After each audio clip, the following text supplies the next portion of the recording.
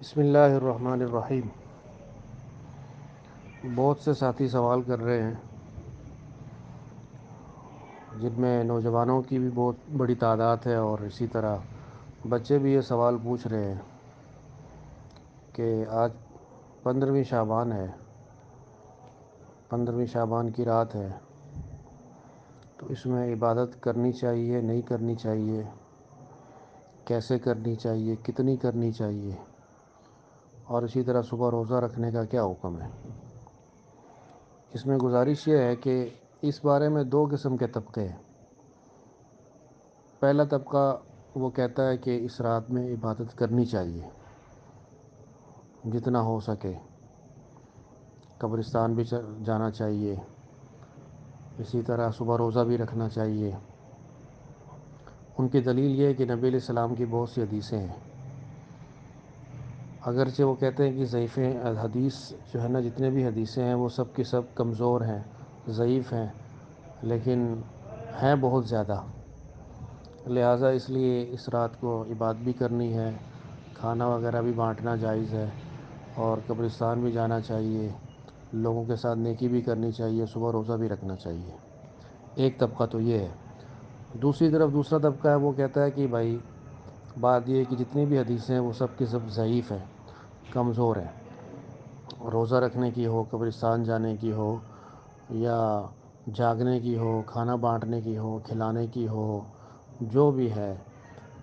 تو یہ دو قسم کے طبقے ہیں۔ پہلا طبقہ کہتا ہے کہ وہ عبادت بھی کرنی چاہیے، اور دوسرا طبقہ کہتا ہے نہیں کرنی چاہیے، حدیثیں جو ہے نا وہ ضعیف ہیں۔ میں اس بحث میں نہیں پڑھ رہا کہ یہ عبادت کرنی چاہیے یا نہیں کرنی چاہیے، جائز ہے ناجائز۔ میں اس سے اگلی بات کرنا چاہ رہا ہوں، وہ سمجھنے کی بات ہے۔ وہ ہم سب کی ضرورت ہے اور اس کی اہمیت بہت زیادہ ہے، اور وہ یہ ہے کہ یہ جو جاگنا اور نہ جاگنا دو قسم کے طبقے بن گئے ہیں۔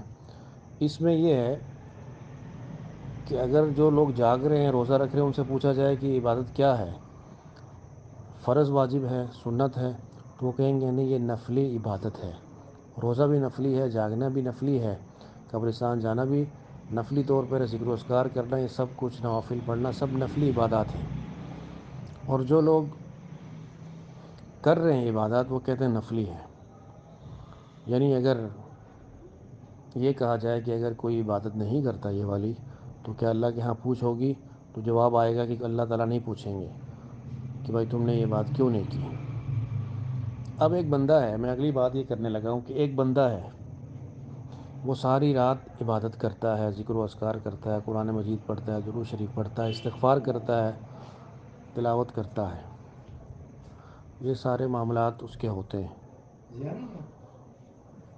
وہ سارے معاملات کرتا ہے، اس کے بعد جو ہے نا روزہ بھی رکھتا ہے، قبرستان بھی جاتا ہے، سارا کچھ کرتا ہے۔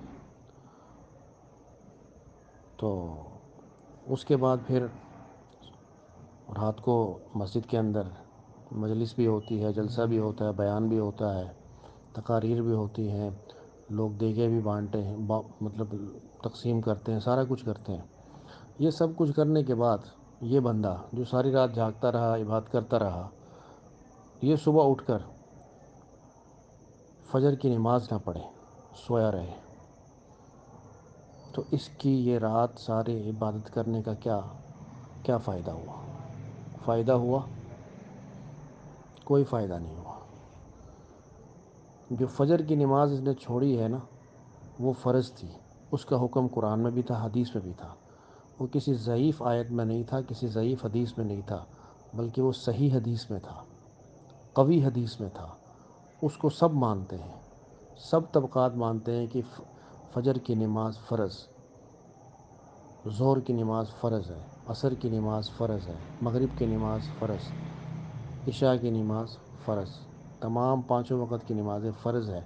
اگر یہ چھوٹ جائے، نہ پڑھے، تو اللہ کو اس کا جواب دینا ہے، اللہ تعالیٰ کے ہاں پوچھ ہوگی، اللہ تعالیٰ پوچھیں گے۔ مسئلہ یہ ہے کہ ہمارا معاشرہ جو ہے وہ نفلی عبادات کی اہمیت ان کے دلوں میں بہت زیادہ بیٹھ گئی ہے۔ اب جس طرح آپ دیکھتے ہیں کہ جس طرح آج رات کو لوگ جاگیں گے، جتنے اہمیت دیں گے اس کو، اس طرح سے ان کے دل میں اہمیت فجر کی نماز کی نہیں ہے، ظہر کی نماز۔ آپ صبح دیکھ لیجئے مساجد پھر اسی طرح خالی ہوں گی، 15 کو بھی 16 کو بھی شعبان کو آپ دیکھ لیں، مسجدوں میں وہی تعداد ہے جو پہلے تھی۔ اس لیے عرض کرنے کا مقصد یہ ہے کہ اس رات کو آپ جاگیں یا نہ جاگیں، عبادت کریں یا نہ کریں، روزہ رکھیں یا نہ رکھیں، قبرستان جائیں یا نہ جائیں، کھانا بانٹیں یا نہ بانٹیں، بیان ہو یا نہ ہو، اس کے بارے میں اللہ تعالیٰ نے مجھے اور آپ سے نہیں پوچھنا۔ فجر، ظہر، عصر، مغرب، عشاء کے بارے میں، رمضان کے فرضی روزوں کے بارے میں اللہ تعالیٰ نے پوچھنا ہے ہم سے کہ روزہ کیوں نہیں رکھا تھا، نماز کیوں نہیں پڑھی تھی۔ لہٰذا ہمیں فرائض کی طرف آنا چاہیے، فرائض کی پابندی کرنی چاہیے، چاہے وہ روزہ ہے، نماز ہے، حج ہے، زکوٰۃ ہے، کوئی بھی فرض رکن ہے اس کے بارے میں اللہ تعالیٰ پوچھیں گے۔ یہ جو راتیں ہیں، چاہے وہ معراج شریف کی رات ہے، چاہے وہ شب برات کی رات ہے یا شب قدر کی رات ہے، یہ جتنی بھی راتیں اس طرح کی جاگنے والی ہیں، یہ سب نفلی عبادات ہیں۔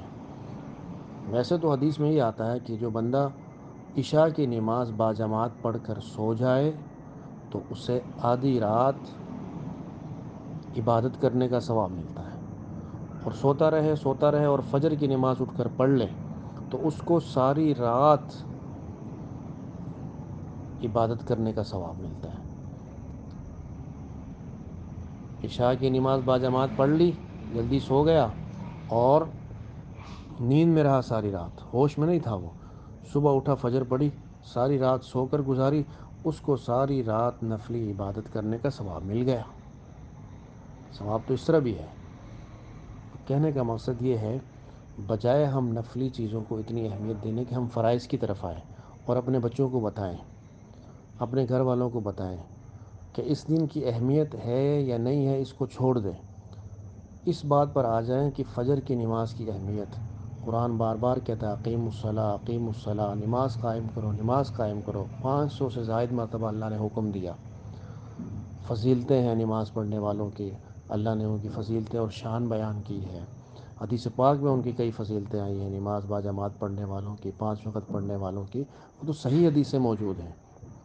اسی طرح روزے جو ہیں، نفلی روزے جو آپ صلی اللہ علیہ وسلم نے رکھے ہیں، جو صحیح احادیث سے ثابت ہیں، 9، 10، اپنا کیا کہتے ہیں، 13، 14 اور 15 اسلامی مہینے کی ہر 13، 14، 15 تاریخ کو چاند کی آپ روزہ رکھتے تھے، جن کو ایام بیس کہتے ہیں، صحیح حدیثیں ہیں، لیکن ہم وہ نہیں رکھتے، اس میں کسی کو اختلاف نہیں ہے۔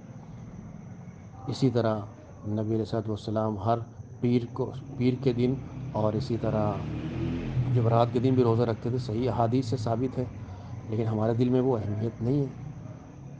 تو لہٰذا اللہ سے دعا بھی کریں کہ اللہ تبارک و تعالی ہم سب کو فرائض کی طرف آنے کی توفیق عطا فرمائے، اور اپنے گھر والوں کو بھی اس چیز پر ہم لانے کی کوشش کریں، اپنے بچوں کو بھی سمجھائیں کہ اس رات کی عبادت کریں یا نہ کریں بیٹا، فجر کی نماز نہیں پڑھیں گے تو اللہ تعالیٰ ناراض ہوں گے، ظہر کی نہیں پڑھیں گے تو اللہ تعالیٰ ناراض ہوں گے۔